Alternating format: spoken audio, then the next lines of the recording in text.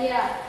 Pada kesempatan kali ini, kami dari kelompok 3 akan menyampaikan sedikit pembahasan tentang sholat sunnah. Untuk rumusan pertama yaitu apa definisi sholat sunnah. Yang kedua, pengertian sholat sunnah berjamaah beserta macam-macamnya. Yang ketiga, pengertian sholat sunnah munfarid beserta macam-macamnya.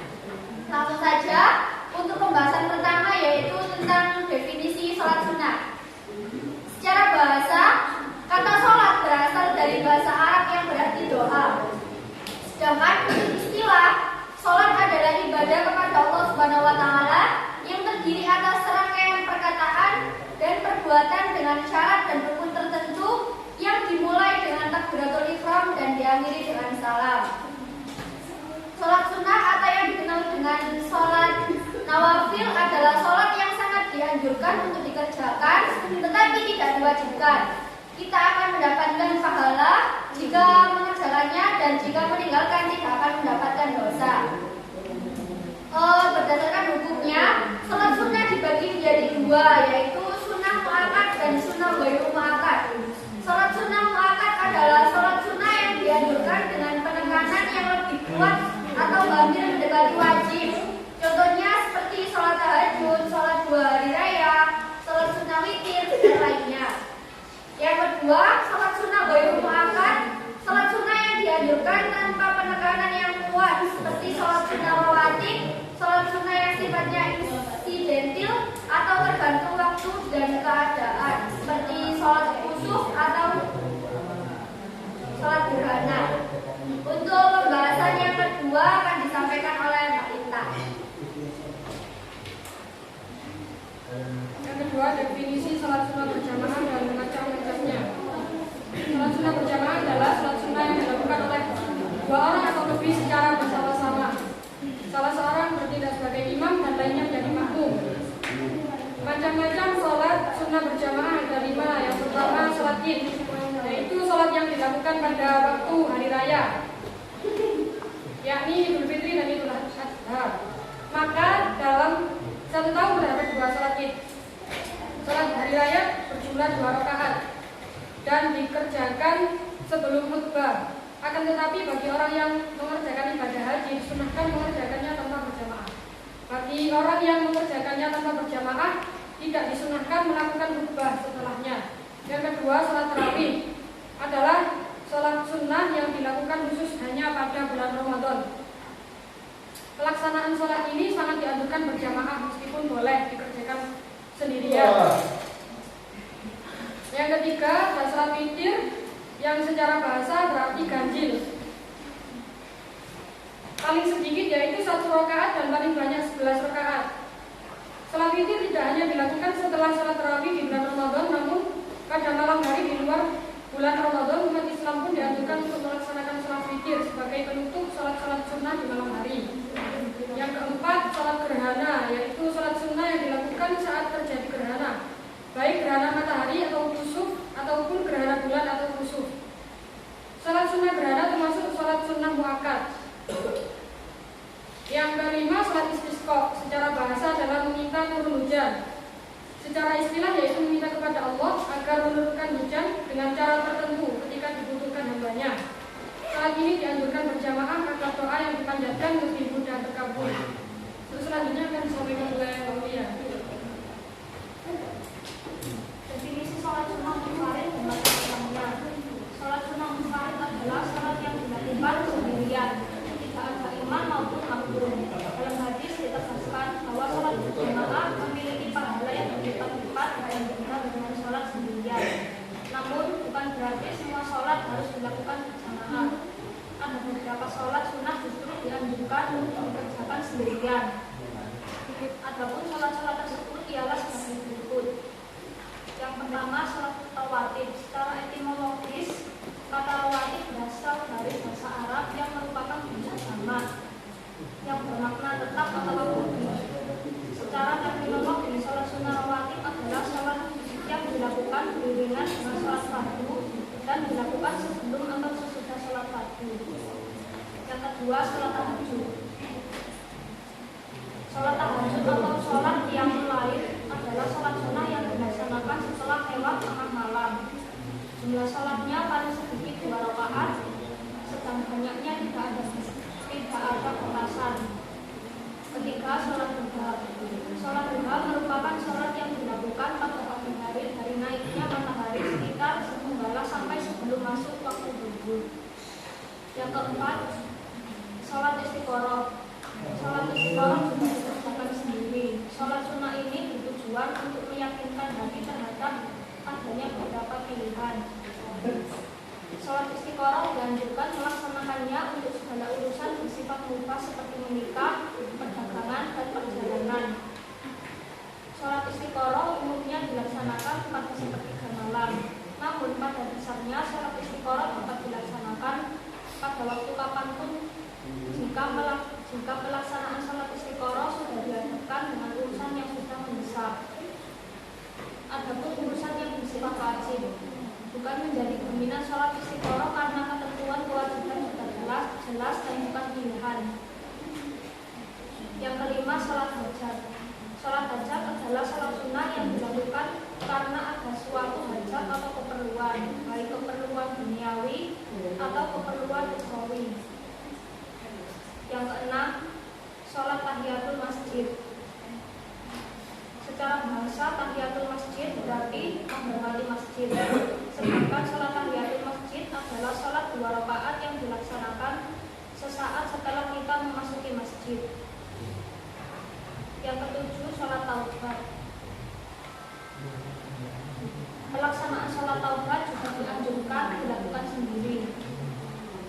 Mengenai sholat ini, Rasulullah Shallallahu Alaihi Wasallam bersabda, tidaklah seorang hamba yang berdosa lalu ia bangun dan berwudu, kemudian sholat 2 rakaat dan memohon ampunan kepada Allah, kecuali ia akan diampuni.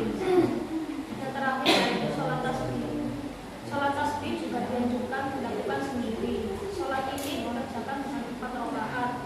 Dalam setiap rakaatnya, setelah membaca Al-Fatihah dan ayat Al-Quran, lalu membaca Subhanallah walhamdulillah wa la ilaha illallah wallahu akbar sebanyak 15 kali.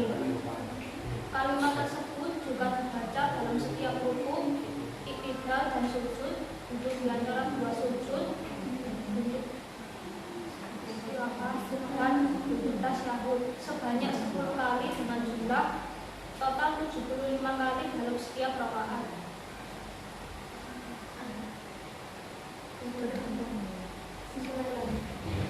Untuk kesimpulannya akan dijelaskan oleh Mas Ani.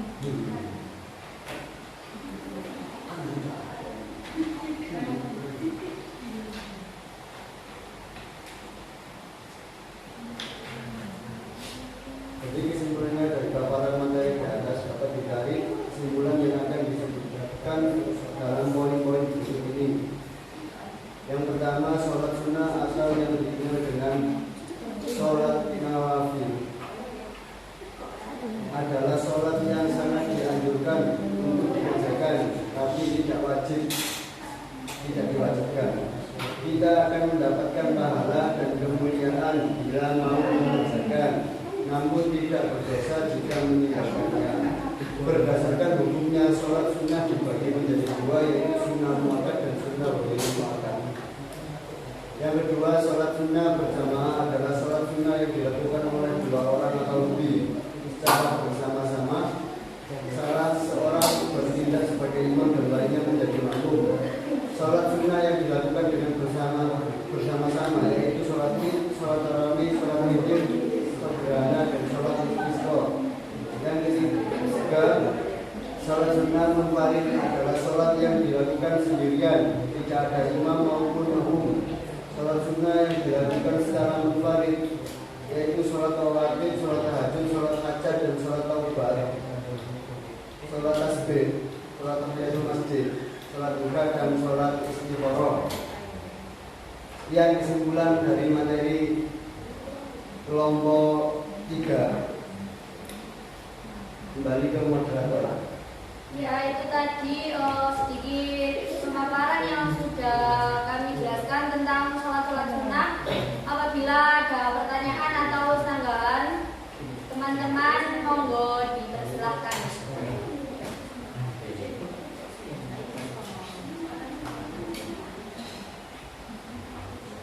Itu yang mau tanya maunya doang.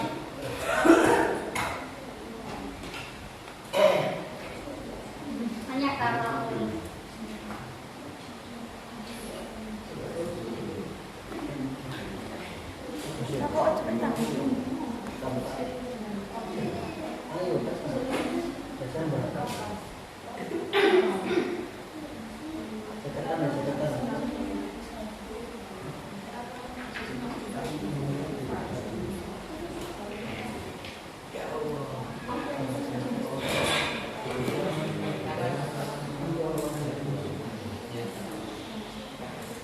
ayo saya tanya apa?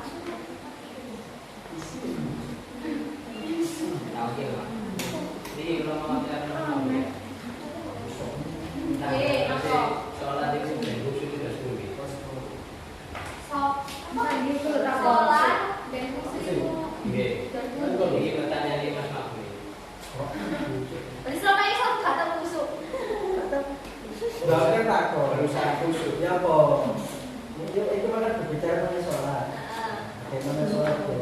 Bisa khusyuk gitu. Nanti baik. Iya. Terus itu baik.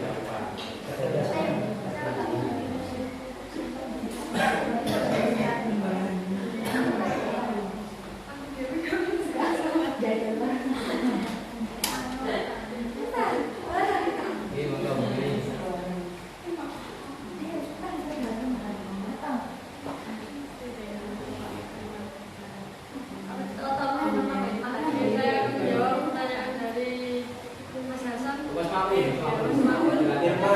Mas Hasan. Bagaimana caranya agar sholat bisa khusyuk?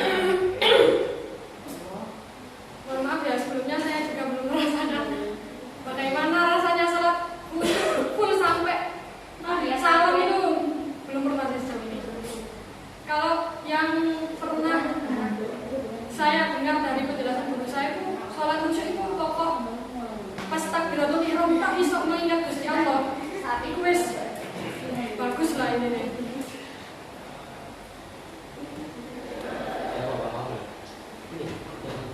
Ganti-ganti bisa nggak mana? Dan misalnya kan kepingin sholat tapi belum bisa khusyuk, ya mungkin selamanya nggak akan bisa gitu loh. Soalnya ya Kalau wudhunya bisa enggak? Kalau merasa wudhunya sholatnya belum khusyuk itu berarti wudhunya bener masih. Nang kitab itu loh, saya ngaji ke mesole itu loh. Saya naik mulai sekolah mesole itu. Kamu melok enggak? Itu dijelaskan sama bacaan. terus itu dari hati. Bukan nasihin. Oh iya ya. Iya, betul Mbak Linda. Untuk kelasnya kita pulau panjenengan itu untuk sholat khusyuk itu susah. Bahkan sahabat Kanjeng Nabi Sayyidina Ali waktu itu sedikit cerita ya. Waktu itu Kanjeng Nabi itu membuat jenis buah perlombaan. Sopo sing iso satu khusyuk engko bakal pakai serban. Lah serbannya itu terdiri warna cara saiki gambarnya serban. Ono serban warna biru, ono serban warna hijau. Nah, sahabat itu sholat. Terus waktu salam iku wis mikir. Jadi sahabat itu kita awal wis sholat khusyuk bareng wis kadenge salam. Iku eling, aku mau tak milih serban warna biru rek. Setelah sahabat ae gak iso sholat khusyuk apa meneh kula panjenengan. Jadi betul sing terus Mbak Lintang, kalau kelas kita itu sholat ketika takbiratul ihram Allahu Akbar. Iku eling pangeran iku. Nah, pertanyaannya pripun carane sholat khusyuk? Iku pernah Kanjeng Nabi niku ditanya kali pripun carane kula niki sholat khusyuk Kanjeng Nabi. Mboten niku wonten jawabane Kanjeng Nabi niku sholat ketika seakan-akan kamu itu besok mati. Kan wonten lah Mas Maulid itu wonten makalah ya kan. Salatlah kamu, ibadahlah kamu seakan-akan kamu itu mati besok pagi. Dan bekerjalah kamu seakan-akan kamu itu hidup untuk selamanya. Jadi usaha jangan usaha untuk sholat menjadi khusyuk dan khusyuk. Iku ya bayatno meni bapak kumis mati. Mati.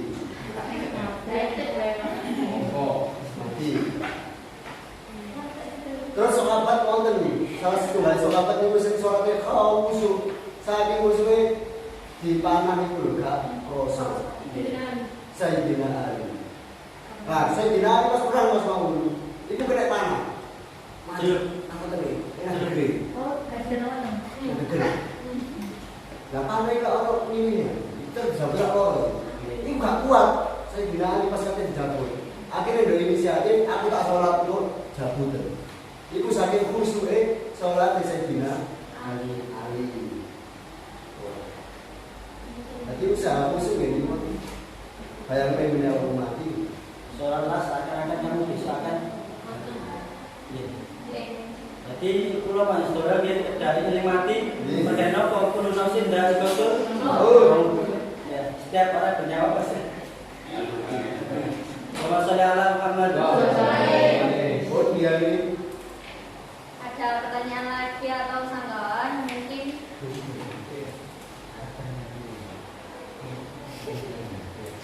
Teman-teman. Hah? Enggak.